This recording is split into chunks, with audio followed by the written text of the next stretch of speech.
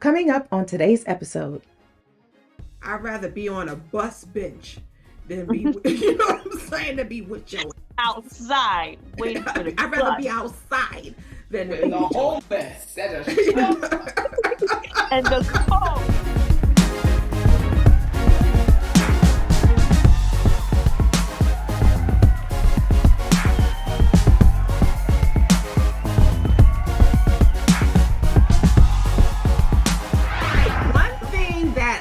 Tell a lot of women and girls, because everybody is there, oh my boo, my hubby, and I'll be like, stop giving husband privileges to a boyfriend. Be wife material, but stop giving husband privileges to a boyfriend. Because why would he marry you if he's getting everything? Yes. Okay, so just your boyfriend. So elaborate on that when it comes to so like give me an example when it comes to that. Okay. A lot of girls call him hubby or let him call her wifey, and he ain't put a ring on it, he ain't trying to put a ring on it, he ain't thinking about put a ring on it. You over here washing his clothes, cooking his food, like that's your husband. Yeah. Like a lot of girls and women think that they have to prove how great of a house woman they are, that they can cook, clean, take care of the kids. They got to prove to this guy how great of a woman that they are, that they go above and beyond doing stuff for this man. And that is not your husband. But we also have to blame, well, especially when it comes to, I'm going to just say for me, when it comes to the church. Because they always teaching the women how to be a wife, but they never sit there and teach the man how to be a husband. Exactly. That ain't just the church. That's the world. The world. It's like, oh, you got to do this for your husband. You got to do this. You got to do this. You got to do this to stuff. And it's just like, now I sit there and say this. I'll be like, they be like, oh, can you cook? I'll be like, can you change a tire? And they be like, oh, no, I can't. I said, so why are you expecting me to do something when you're not even capable of doing something that's catered to the man? Exactly. Agreed. And I feel this in the deepest of my bowels of my soul, that you cannot expect there to be gender roles in a marriage when you both are operating doing the same thing. Like if he's working and I'm working full time, then when we come home and his is here, it's a joint. Right. One got to do the dishes, one got to take care of the kids, one got to check. You can't expect me to be superwoman, going to work 9 to 5, going to school from 2 to 8, and then coming home, dealing with the kids and cooking and then rubbing your feet, stroking your ego, and we both doing the same thing. I'm tired too. And that same dude would say, she's not doing enough for me. She's not doing enough for me. Yeah. Because they're like, oh, you're not wifey, but you don't do this as a wife. You don't do this and stuff like that. It's just like, what? And then not for nothing, you could call it on the flip side, because I just saw another podcast of these two women who was just like, oh, I know he's serious about me is how much he drops money, how much amount of money that he drops on me before we even get to the first date. So if he's asking me for a first date, he got to send money for my nails. He got to send money for all of this stuff. And people was just like, what? And they was just like, yeah, that's how I know. That's how I know he's serious. And I'm just like, first of all, that's his money. What? How he knows you're even wifey material to be spending that money on him or her. Sorry, yeah, her.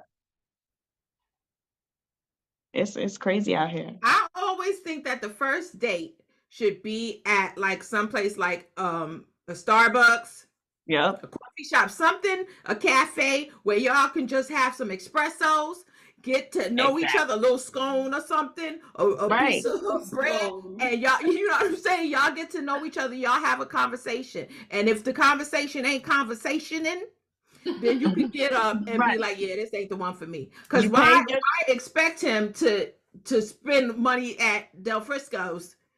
And you got to prove just as much as a wife. You got to prove that. Like, you know, what happens too is, and you know, Yvette, unfortunately, you're not unfortunately, no, you're in a dating stage in your life. I know you're in a committed relationship, but what I find is that a lot of women are making it hard for other women. So especially single women are making it hard for other women, where it's like, I'm gonna do everything for my man. I'm gonna cook. I'm gonna, like you said, giving him the milk, and he don't want to get the cow. Yeah. So then, if he has 5 women to pick from, because there's more women to men, now he's gonna pick the one that's doing everything that he expects her to do, and it's kind of like a competition too. Like, these women know that, so there's like it's like Olympics. You know, let's see who can iron better. Let's see who can cook better. Like, it's like everybody jumping through hoops so that this one dude can pick the winner. And sometimes he keep more than one of those. He's like, you know what, you all can win. Why I gotta choose one? Yeah. They said one fits every part of my lifestyle. I could bring one there. Bring the next one there. But yeah, if you are doing all of that stuff, and then if that's not who you are, it's going to come out. Absolutely. It's going to come out, because marriage brings out the real, raw, gutter, bucket, whatever you got going on. You cannot hide from who you are. Child, if you living in and out with somebody. This is the first time I ever was just like, damn, maybe I should look at myself a little bit sometimes. Because y'all know I am always talking about, I don't cook. Like, that ain't me. I'm not cook. Like, that ain't me. I don't want to cook. Like, and cleaning, I would rather hire somebody to come and clean my house. Like, if you think that my role as a wife is cooking and cleaning and taking care of you, why would my role be something that we could pay somebody to do? Exactly. You know what I'm saying? I'm here to help you build. I'm here to be your partner. I'm here to, but because of the fact that he just wants me to cook, I started cooking. I done caved in after 12 years and been like, all right, let me go buy a pot. Let me go buy a big pot and pan. And you can cook though, Kaya. Your mac and cheese is thebomb.com. But you know, you just mentioned something that's deep, and that's another thing too, is compromising. Yeah.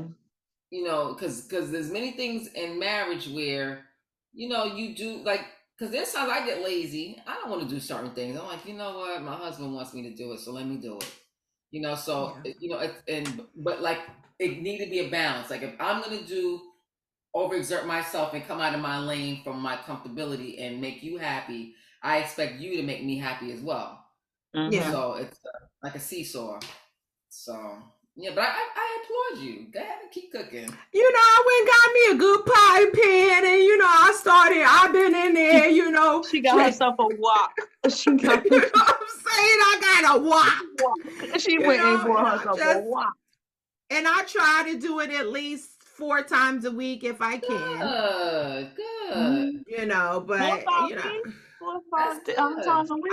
I've been trying, girl. I've been trying, sis. I'm so happy for you. You're happy for me. You know, I be having to get up. Oh, let me throw out this chicken. Somebody want to eat some food around here and get no. Yeah, he want to eat. He want to come home to a home cooked meal. But that's one thing I love. I don't have to cook. He cooks. I'm like, I'll clean. I'll take the cleaning. I'll clean. Like, I'll wash some dishes. You cooking that good fried chicken over there? I'll clean. I'll clean, because he be like, no, you got to put the certain acidity. You got to put this and this with this. And so I'm like, look, I grew up on survival. Just put the pot of spaghetti on the damn stove. We gotta eat. You wanna get all gourmet. Listen, if he like cooking and it's good, I know you gotta do this. You can't have it like this and stuff like. I'm like, all right, you go ahead and do it. I'm like, where's my wine? Where's my cup? Where's my pen? See, he cooks, and my brother cooks too. Oh yeah. So y'all have a good thing going. Mine don't cook. And the crazy thing about it, it'd be funny because when we have like game nights and everything, he'll cook for like the whole thing. And they be like, Yvette, don't mess this up for us. I'm like, this is He cooking like that. Don't mess it up, girl. Like I was proud of myself the problem. Other night, because when he comes home, he gets home like around 11:30, and I was laying in the bed. I was under the blanket with my bonnet on. Mm-hmm. And normally his routine is he'll come in and either he'll make his plate first and then he'll bring it upstairs, or like that's like the night if I cook, which is rare, but if I cook, and I was under the blanket, I said, "You want me to make you a plate?" He was like, "Thank you." He was like, "To me, me." Sure. Like, I wasn't expecting it, but hey, you know, girl, you done shocked every bone in his body. Child, and then the next one I hooked them up, if you know what I mean. Yeah. Next, next, you ain't have to go there. You could have left that alone. I was like, but I was like, I had like my own little report card. Check. Get me back in 2 weeks. I think I got an A+. I got an A+ this semester. Yes. Like, don't expect this every night. This is a one-off. I want like a badge and put the date and everything. Don't you say I'll do that for you. Don't you say that. Look what I did. Girl, you know we need. What I did.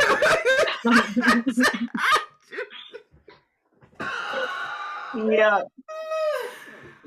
Girl, I'm not doing this with you tonight. No, ma'am. But I understand what you're saying. Mm-hmm. Okay. My mama said, you don't throw out the garbage, somebody else will. That is true. Mama said, if you don't throw out the garbage, somebody else will. Now, apparently,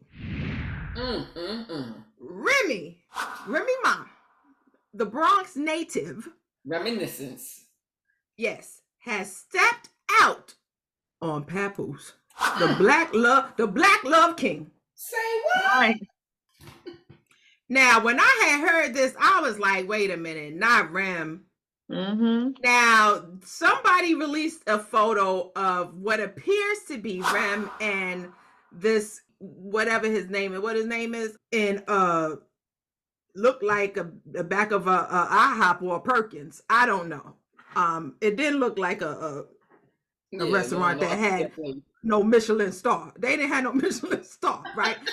So she came out in an interview post when he literally outed her, and she said that she's not worried about it. She's not uncomfortable. She said it is what it is. If they would have let me in the ring, I'd have been like that.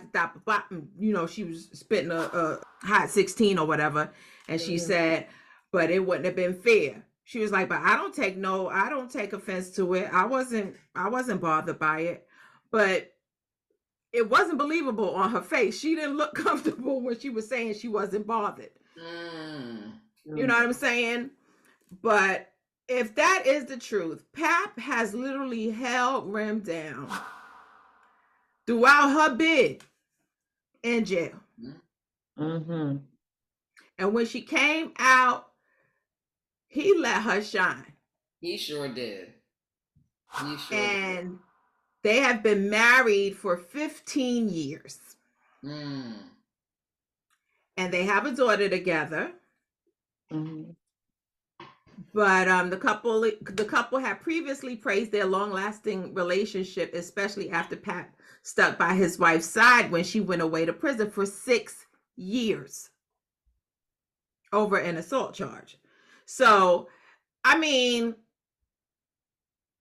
the infidelity rumors began back in June when Papoose allegedly got into a fight with Easy for getting too cozy with Remy. However, she denied that fight happened. I don't know. I just like Pap is like a superhero to me for what he has done. Now, he may not be, I don't know what he's like behind closed doors. I don't know him personally. But if anybody waiting around for me, I mean, he got swag. Pap got swag. Yo, his verse in what you call it was the bomb.com. Touch It. Yep. All 5 boroughs? Okay. On my trigger finger, you know. Yeah. When we were talking, when we had a little going back and forth about marriage, I was waiting to talk about this part of marriage because I wanted to talk about it surrounding Papoose and Remy Ma's situation. And that's been kind of like the theme between me and my girlfriend. We've been talking about passion in marriage. A lot of times passion is missing. Most of the time, passion is missing out of marriages. You talk to 50 couples, maybe out of the 50, there might be 2 that have passion. I had the pleasure of meeting a couple weekends ago, and I really thought they were boyfriend and girlfriend. They were a young couple. They might have been like in their early 30s. And they've been together since they were like 17 years old. But if you saw the body language between the 2 of them, I thought that was her boyfriend. So I was like, how long y'all been dating? She's like, oh no, girl, this been my husband. They've been a husband and wife since like for at least 10 years. Nice. So the passion between the 2 of them was deep because most marriages don't have passion. It's kind of like you have a partner, you have a companion, a friend. And so go to Papoose and Remy Ma. Like Remy Ma been looking like a whole snack cake in these streets. She been looking good. I be on her page trolling like this bitch look good. You saw she left for Mary J. Blige's birthday party. Even Mary's on stage and she had to give Remy Ma a shout out because she came in there looking like a whole snack cake. You'd have thought it was Remy's birthday. On week. And what happened? I think when you looking like, and then no disrespect to Pap because Pap got swag. But when niggas was coming for Remy. Dudes was hollering at Remy. And when you getting this attention, when you getting this like how when you first met the guy that when you first met your man, it was that attraction. It was that the pheromones were going. And I know people who search for that feeling. Like once that feeling leaves, they dump that person and get with another person just for that passion, that feeling. So it's like a high. It's like going like this and trying to get a little hit. There are people who are in love with passion. I was that person. Huh? I was that person. Yeah, because it's a high. It's energy. Yeah. It's this energy you get, and oh my God, he's texting me. Oh my God, he's calling me. You see the name pop up on the phone. Oh my God. The butterflies thing. Yeah. And people love it. And I find that a lot of men, so it's interesting that it happened where Remy was the one that did it to Pat, because most of the time it's the man that does it to the woman. So the storyline is different this time. And so it's kind of like, do we give Remy a pass because she's a woman? Obviously not. They're married. But I think the key is that one of the things with marriage is trying to keep that zest, trying to keep that, like that fire and that desire going. And how do you keep that going? And it's hard. I could tell you from my own experience of my marriage, it's hard to keep that fire and desire. And then who is it? Lil Boosie was in an interview and he said, social media makes it so hard for relationships. He said, "Oh yeah." He said that these dudes are looking at women that are not realistic, right? Vice versa, women are looking at men who are not realistic. So what they say is called roommate marriages or whatever. When y'all just become roommates, there's no passion and or whatever. And it's easy to fall into that. Into that cycle. And that's why I was talking to you, Eve, before about the bonnet, situation. And I'll be talking to you too, Keish, but you just like, yeah, my husband, okay, he's just, but because of the fact that men are visual, yes, I keep that in the back of my mind, even when I have my scarf tied around my head, because Black women, we tie up our hair at night. And so there's some Black men that don't like that. Yes. They'll be like, that's why I say other cultures or other races because of the fact that y'all be tying your hair up at night or whatever. Because our hair has more substance and more. I'm like, nigga, you want my hair to break just because your hair is busted? Don't get our cut fine. Now if you buy me silk pillowcases, then that's a different story. But the whole bonnet on a pillow. Right. Girl. No, honestly, because like it's just like you having too many. I ain't there yet. I try to remember that in my own because of the fact that, you know, I be putting on my big house coat, hold it together, hold it together like you walking with your slippers sliding on with the your floor. slipper. No, he does that. He slides his slippers. I'll be like, would you stop skiing on these? Because he just it be pissing me off. Let me tell you something. But you see this person day in, day out, and obviously they out in these streets. And there's people that look beautiful, that put themselves together, that have the right perfume, right cologne, and just have that, just encounter, and you just be like, yeah, that je ne sais quoi. And then you just be like, oh, okay, hey, professor. But you know that you have a husband at home, or you be like, hey, shorty, and you know you have a wife at home. But the shorty out here is looking like roses and candlelight all rolled into one. And then you go home to the bonnet. And she going in on a piece of chicken when you get home. You know what I'm saying? You be like, hey, boo. And then he got to now be like, but Jackie was looking like this, or Lisa was looking like this. But then that's when you have that whole 80-20 thing. Because they go to the look and then they find out, oh, she's a bird, when you really get down to it, and you mess up your entire family for the bird. Yeah. Or vice versa. And I hope that's not what Remy did. I think Remy, I'm the energy I'm feeling. I'm doing like one of Wendy Williams, when you create a whole story in your head when it might not even be true. The image I have in my head is that, because like if you look like a whole snack cake on a regular, after a while, what I find with dudes is when I've seen dudes where they're so used to their girl looking good that it's like a regular uniform on them. Yeah, they looking, hey, you look good. Okay, they go back to playing a game on a phone, or they yeah. You look, they can literally give the girl a compliment, but it's like, oh, okay, and then they turn back because they so used to her looking good, and you be like, do my hair look good? Yeah, like that. Oh yeah, that's a good one. That's a nice blonde one. I like that blonde wig you got on. Meanwhile, she like, damn, like I look like a whole snack cake. These niggas in the street give me all this attention, And that dude says something to her, and it went down and shivered through her spine, and that was it. Papoose had nothing on that nigga for the moment. So, and the dude that she apparently allegedly stepped out with didn't even look like all that. He don't. But he must have talked a good game. No, he did. He probably said like, "Yo, you look good right now." And he probably got the shivers. Woo, girl. She was just like, and that same night, I guarantee you, that same night she before she left the house, Pat like, hey, Ram, that look good. Yeah, okay. Have fun, boo. All right. Did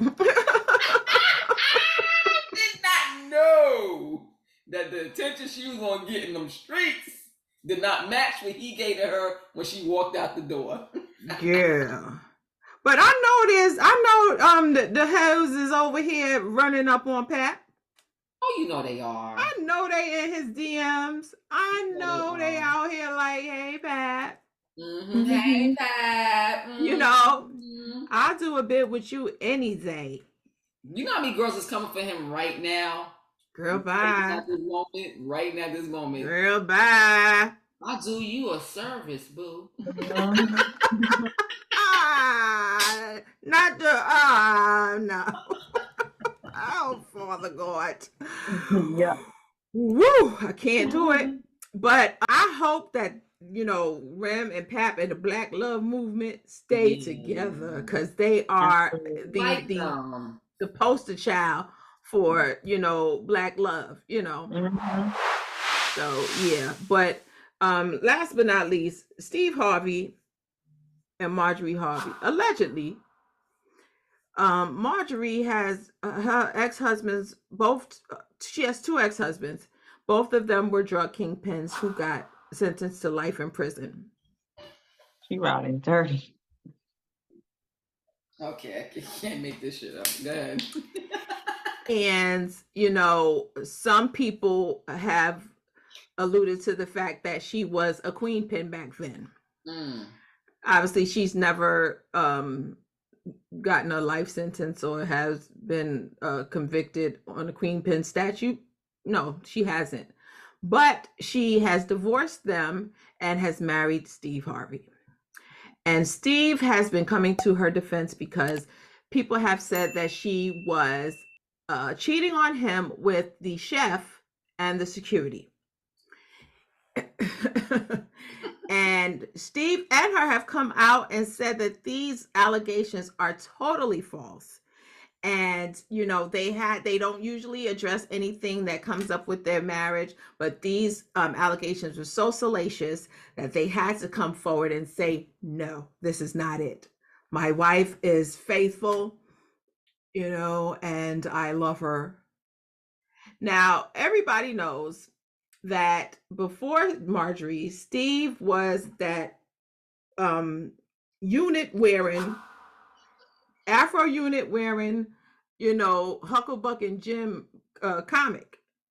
But as soon as Marjorie came on the scene, he became this suave, bullhead, debonair, no longer with the big suits, the big clown suits. Oh no, he had tailored suits, ma'am. He was wearing couture up and down, and Steve was now, oh, hey, Professor. And I know that Marjorie Harvey, that was her doing. Now, Shirley Strawberry, who works with Steve Harvey on 107.5 WBLS in New York, the tri-state area, she was on the phone with her estranged husband who's in jail at currently. Apparently, somebody from the jail recorded, because the calls are recorded when you speak to an inmate. Okay. And somebody recorded the conversation that happened over a year ago and released it to the blogs.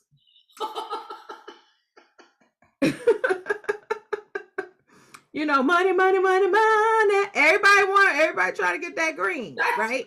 That's fucked up. And Shirley was caught on tape saying that Marjorie Harvey treats her and the other cast of the BLS morning show like they're the help. So then she had to come out on the show and give a long synopsis apologizing to both Marjorie and Steve Harvey about her conversations with her husband, who she thought was private, and it was leaked. Wow. So this story has a whole lot of caveats and different moving parts to it because of the fact that Marjorie's ex-husband has wrote a book called Snakes in the Garden, and apparently Steve Harvey is doing all he can to stop that book. It came out and then it was cut out of all the selling the selling platforms, and now it's back. He's on Instagram telling his story of why he don't like Marjorie and why Marjorie's so and so and so and so and so. Listen, this is the day where everybody is getting paid for having some kind of association with somebody. And so I feel bad for celebrities because you can't sneeze wrong. People are straight snitching on you. Coming for you with the quickness. Yeah, like that's sad. It was funny because they was just like, now Steve Harvey don't know nothing about Instagram or whatever. He was just like, I had to come on here and post a selfie. They was just like, now it's bad when he tried to come over here and put out a statement and everything. But like you said, everybody's trying to get a come up. Everybody wants to be, feel as if they're relevant to any situation. I feel, and I feel really bad for what's her name, Strawberry? Shirley Strawberry. I feel bad for her because, at the end of the day, that was her private conversation. Of course, it was public, but that was her conversation. Mm-hmm. And that's sad that she had to now eat crow and come crawling to her boss and his wife and apologize for something that, let me tell you something. You can't tell me many nights Steve Harvey was in that bed with Marjorie talking shit about the staff. Yeah. I talk shit that Strawberry don't know how to fucking listen. I be telling that bitch every time. I'm sure he said a lot of shit about her, but nobody recorded his ass talking about her. Exactly. So I feel really bad that she had to go that route. That happened to her because that was her privacy that was violated. Mm-hmm. Exactly. So I mean, now she got to work with Steve. Like, I really feel like, within the next few months or so, they're gonna come out and be like, yeah, Shirley Strawberry decided to step down. We decided to part ways, and she's going on to bigger and better things. Like, I really feel like that is coming. Yeah. Because Marjorie is just like, you better fire that bitch. Shit about me. But in all actuality, just looking at her, I really feel like I think she treats a whole lot of people like they're beneath her. Well, that's like what we were talking about in our last show, about how celebrities tend to treat the people beneath them like they don't matter. Mm-hmm. Oh, this is a prime example of, and she's just the wife of Steve Harvey, and she has this air about her. And she has every right to have that air. She got a good man who makes a lot of money. But it's just sad that people have to, it's bad when you got to vent to your husband in jail.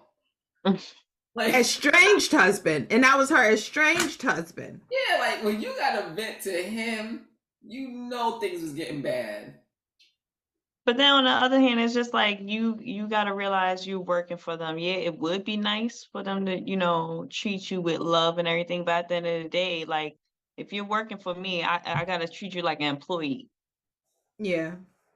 So sometimes people get in their feelings, it's just like, oh, we need to be treated better and stuff like that. It's just like, you work, like, just do your job. I don't care about all the extraness and stuff like that. So either way. It's like she's saying, yeah, they can't come in the main quarters of the house. They can only stay in the steerage area. You know what I'm saying? They can't come in the main house. Let them stay in the outhouse. Is that what you were doing, or you just give an example? Well, in the phone call, she was talking about when they had something at their house. Stephen had something at his house, and it was just like they weren't allowed in certain, You thought you was gonna be all up in there somebody's house? I don't know what yeah, I'm just saying, like, in regards to, like, even with me, if I had people over at my house, there's certain doors that gotta be locked. You don't want nobody else going in there. Nope, don't use that bathroom because you go fuck on my toilet. Like, it's just like, why are you sitting there dictating what's going on in somebody else's house? I mean, yeah, that's true. But me, after Marjorie Harvey had posted on Instagram and then subsequently took it down saying that all lives matter, I was done with her then. Because I was following her. I followed her, and I was trying to, keep up with her business with the Lady That Loves Couture, which I think that page doesn't exist anymore. But after, there was another unarmed Black man or woman being murdered at the hands of police, and Black Lives Matter was, on the rise, and everybody was yelling Black Lives Matter, Black Lives Matter. And she said, I was raised to believe that all lives matter. And people lit into her like the fireworks at the 4th of July. I know that's okay. Right. And she took the post down. But after that, I was like, deuces.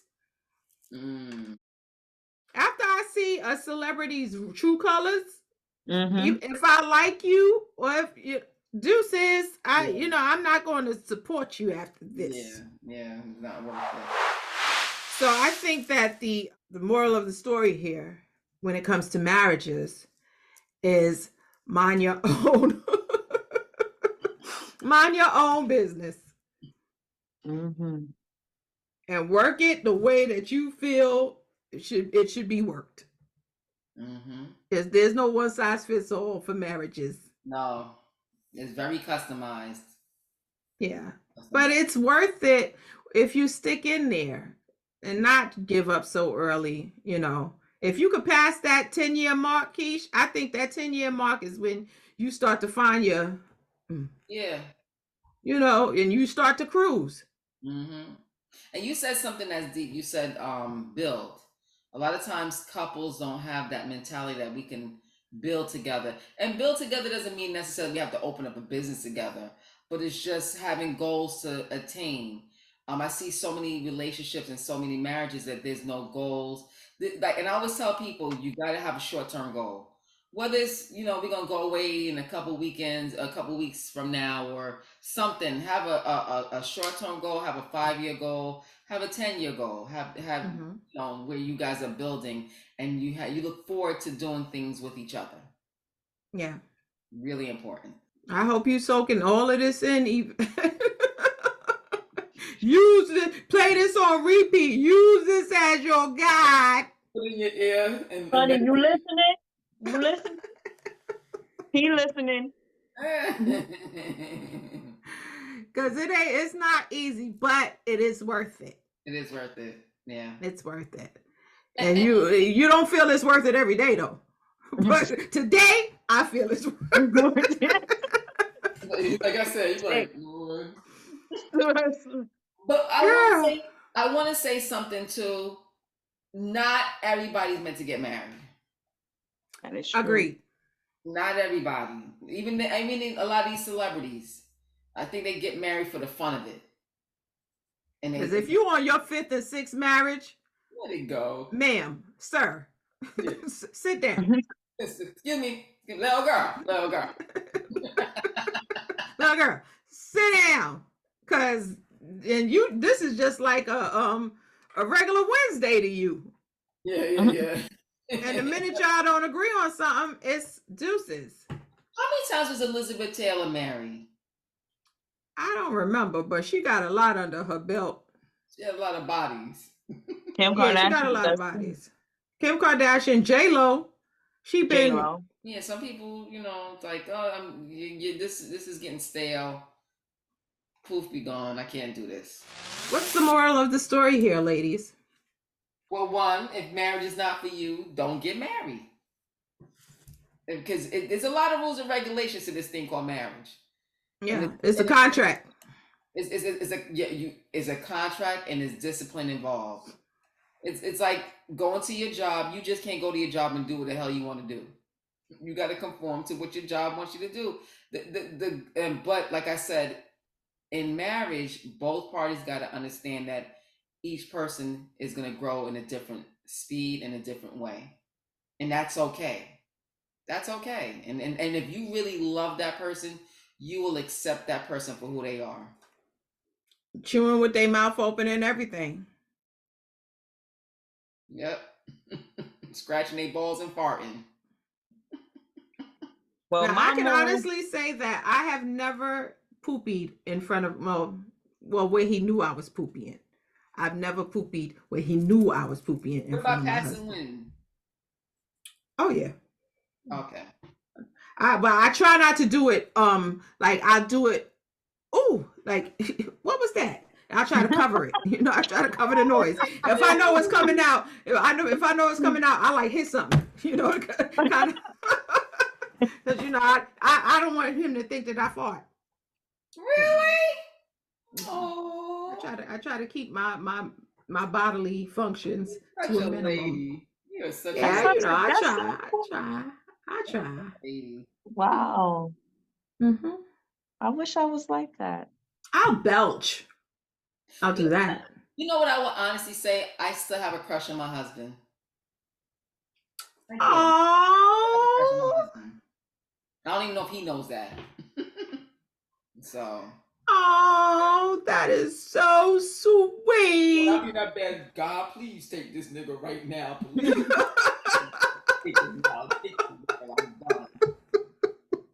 I don't have a crush right there and then, but when I wake up in the morning and my mind is cleared, and I'm like, no, I love my baby. Look at my sweet baby. Look at you. Look at you. Marriage is like being bipolar. I swear to God. It is. Marriage, yes. Or schizophrenic. From one extreme to the very next. Yes. Different shit. Be prepared. Be prepared. Big. Sorry, go ahead, Eve. Honestly, I have no takeaways because I just read a whole book with what y'all just gave me. So I can honestly say I can't speak on marriage or anything right now because I'm not married. But whatever they said, I believe is true. Because the proof is in the pudding. They've been married so long, so they must be doing something right. So yeah, that's about me. I'm gonna just keep hope alive. Hopefully within the next 5 years or so,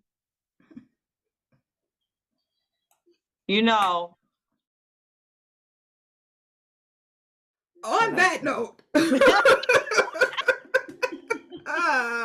Lord of mercy, Jesus, Lord of mercy. Whew. Yes. So I hope that everyone was able to learn a little something from this episode, and we also wish the best for the couples that were mentioned in this episode: Tiana, Iman, Pap, Remy, Steve, Marjorie, Jeezy, and Jeannie. Yes. Yeah. Okay. God covered their union or breakup, whatever you want to call it. Yeah. But I think one thing that we did not emphasize, but keeping God at the head of your marriage. Oh my God. Yes. I am so sorry, God. Yeah. I feel like a heathen now. She was just about to strangle this man, love this man, everything. But she was talking to God. She was talking to God when she was asking him to do it, Lord. Do it, God. She still had a prayer life. She had a whole Tarian service right in that bed every night. Yes, she was talking to him. But having God at the forefront, at the center, having it all around, that is the major key. Yes. Because we can't. If it was up to us and our own idiosyncrasies, we'd be like, nigga, bye. Yeah. I'd rather be on a bus bench than be, you know what I'm saying, to be with your ass. Outside, waiting for the I'd rather be outside than to be the homeless. And the cold. That's what I would rather, nigga. You know? But for the grace of God. Right. Amen. You know, amen. Amen. God is front and you know what? I bet you $1 million that I will have someday. I'm not gonna say that I don't have. That all of these couples that we mentioned, maybe not Steve and Marjorie, but the other couples that we mentioned, I will guarantee you that God was not in front and center in their marriages. I can see that. Like, you really think Remy and Pat got God in front and center when, you know, she was out there? Jeezy and his girl, I can't see God there. Tiana, I can't see, you know. But put like this, I don't know them personally, so I don't want to put my thoughts on who they are. But most of the time, marriages that do not have God as front and center definitely don't work. Because at the end of the day, when it's time to break up, they don't have nothing to cleave on. They don't go to God and say, hey, listen, what do you think I should do? It's like, nah, you ain't gonna play. I got millions already. I don't need you. I can get another one of you. Yeah. I got money in the bank. Yeah, that's what they do. Yeah. Well, this is another episode down of Between Sisters. Don't forget to subscribe and to follow us on Spotify, Apple, Amazon, all those other podcast platforms. Until then, I'm Kaya, to Keish and EBE. Be out.